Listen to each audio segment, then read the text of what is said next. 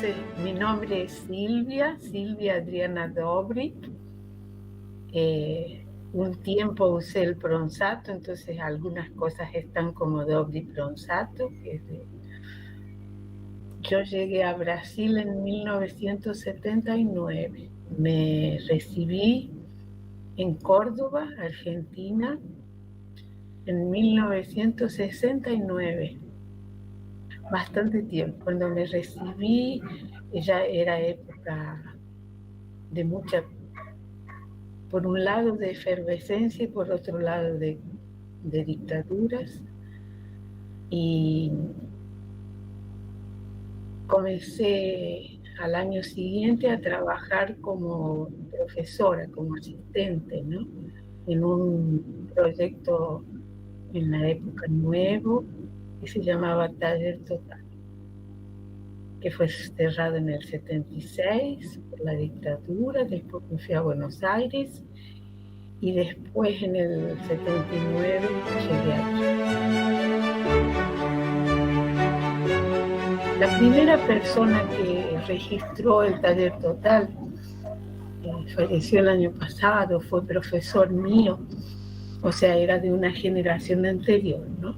Y en su libro él dice la cuestión de que la mujer tenía pocos espacios, ¿no? Y que, digamos, como que el espacio que se abría más era para historia, pero no tanto para los proyectos. Entonces, por ejemplo, cuando yo decidí estudiar arquitectura, era chica, ¿no? Tenía 16. Mis primas decían, no, ¿cómo vas a estudiar arquitectura? Vas a subir la escalera y te van a ver. O sea, toda una cosa de que no era profesión de mujer. Pero había muchas mujeres en la facultad en la época. Después, en un momento determinado, yo creo que cuando ya estaba aquí,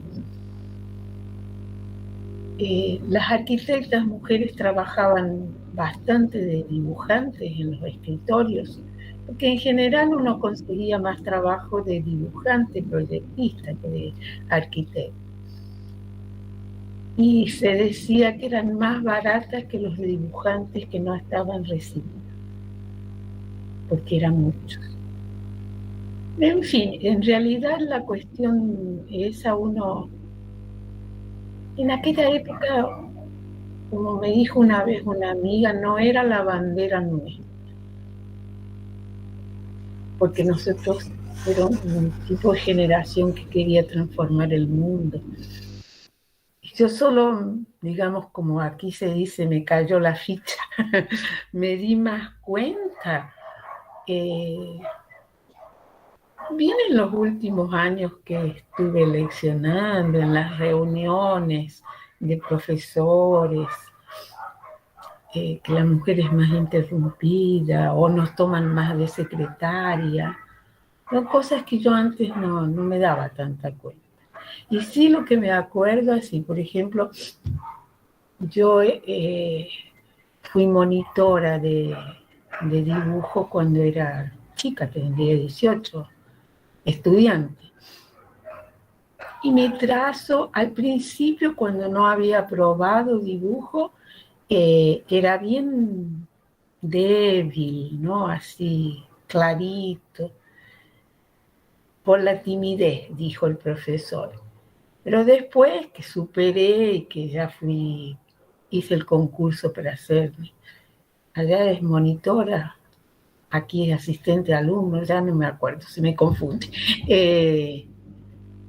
A veces decían que mi trazo era muy masculino. O sea, ¿qué cosa es esa de que los trazos pueden ser masculinos o femeninos? Es ridículo, ¿no? O sea, si uno tiene más firmeza, tu trazo va a ser más firme. Si uno tiene más timidez, va a ser más leve, no tiene. Pero bueno, son los preconceptos que había.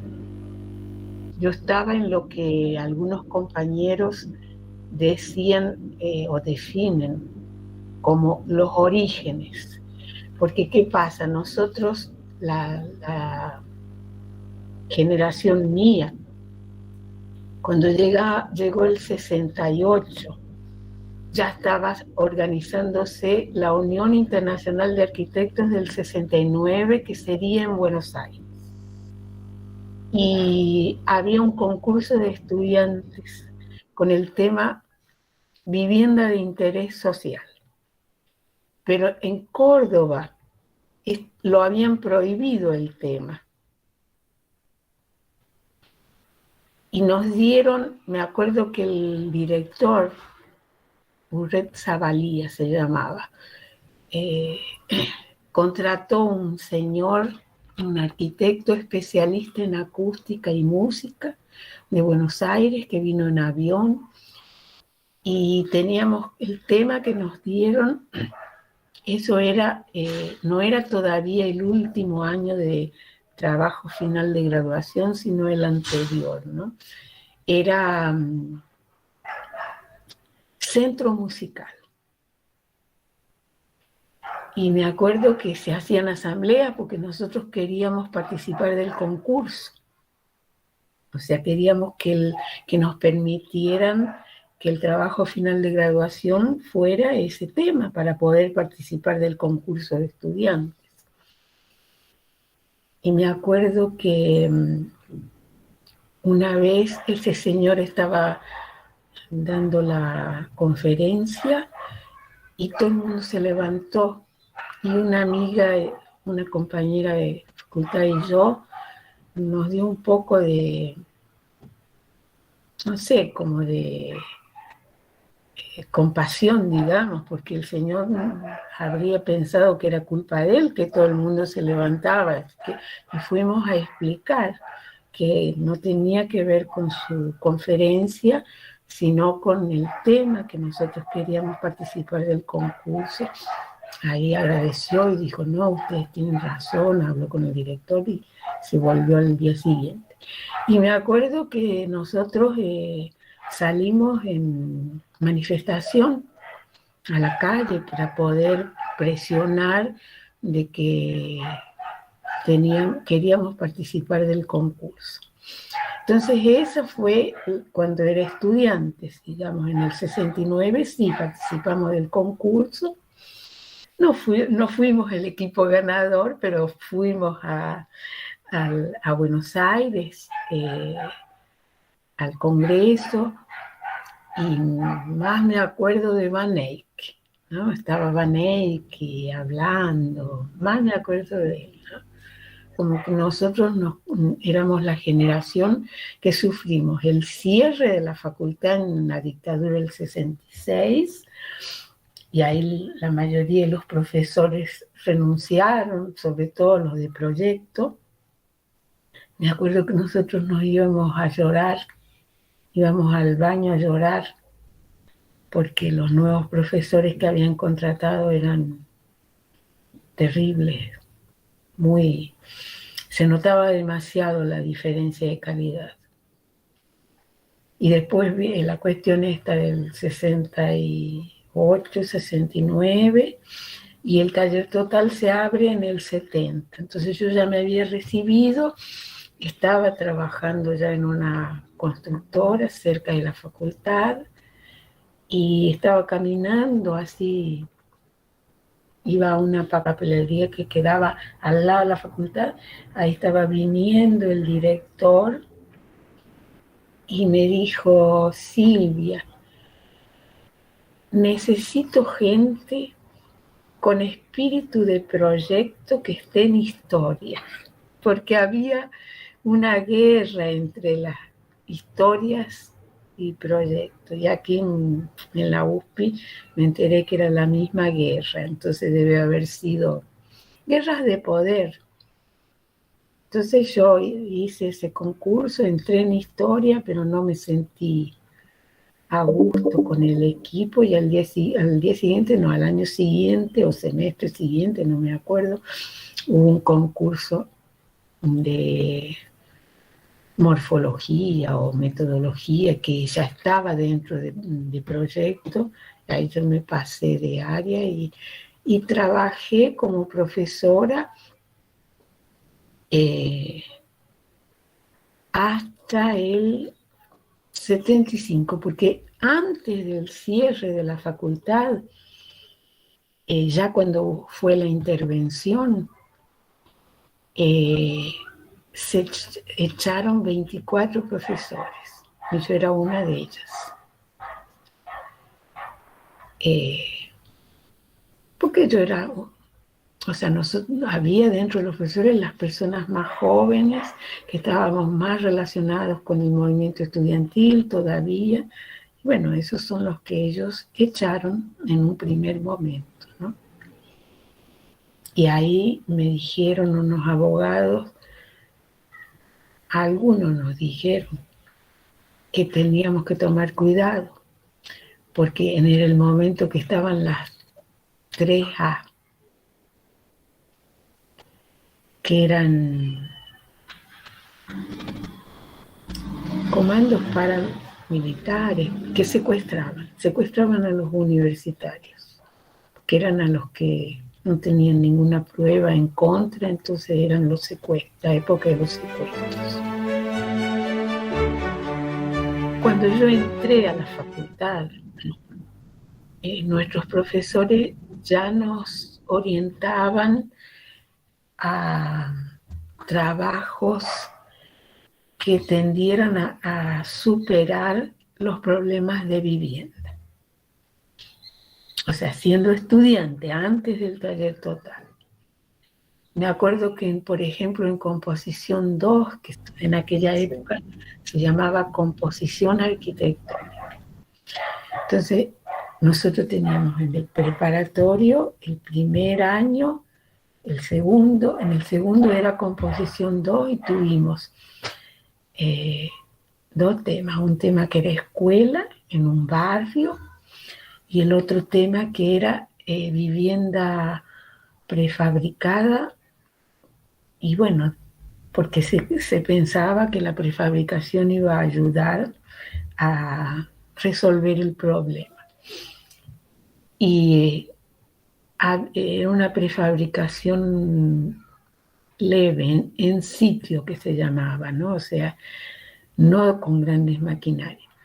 Pero eso un poco para decir que, para que ustedes se localicen, de que no fue de un día para otro esa construcción de esa premisa. Yo creo que hay cosas en común, ¿no? Pero de todas maneras a mí me parece que hay muchas interinfluencias y que me viene a la cabeza lo siguiente: una chica que fue alumna nuestra en los últimos años. Yo trabajé en una universidad llamada FIAM-FAM, ¿no? Y ellos tenían maestría y cerraron, porque la universidad privada tiene esas contradicciones. Y una alumna nuestra se llama Esther Carro, y ella hace un trabajo muy interesante en su lugar de origen, que es una favela. Y realmente así bien coherente. Nosotros profesores nos sentimos realizados de ver cómo ella fue aplicando, ¿no? De alguna manera lo que íbamos discutiendo, los trabajos con dibujos, con cosas con los chicos, en fin. Y el premio Pitzer africano ahora, antes de ganar el premio, parece que en 2020, conoció el trabajo de esta chica, no sé si la conoció personalmente, pero se sintió identificado, ¿no? Entonces, yo creo que, no sé bien si es que nosotros tenemos relaciones y que hay ciertas identidades por las maneras de vida hay, pero también en los países dichos ricos también hay periferias, ¿no? Y también hay. Entonces me viene a la cabeza lo siguiente. Vino aquí a San Pablo en el 2018, me parece, o 2019, una arquitecta de México llamada María de Lourdes García Vázquez. Y ella vino a dar un curso sobre el trabajo que ellos hicieron en la Facultad de México, la UNAM, con las personas que sufrieron el terremoto. Y una de las cosas que más ella decía era que los accidentes naturales son sociales, no son solo geográficos, ¿no? Y cuando ella iba explicando y explicaba las características del pueblo y todo más, un otro arquitecto, Cayo Bouciña, la paró y le dijo: ¿estás hablando de Brasil o de México? De México. Y él le dijo: pero es igual. Ahora, yo creo que una identidad en el sentido de lo que dice Francisco de Oliveira, ¿no? O sea, que la existencia de países ricos y pobres son dos caras de la misma moneda. Entonces, nosotros tenemos en nuestros países muchas desigualdades, me parece, ¿no? O sea, y eso nos da esa identidad, infelizmente, de alguna manera, pero esa es la realidad con la que trabajamos, ¿no? Y que es en donde este arquitecto africano que ganó el premio ahora se sintió también identificado, ¿no?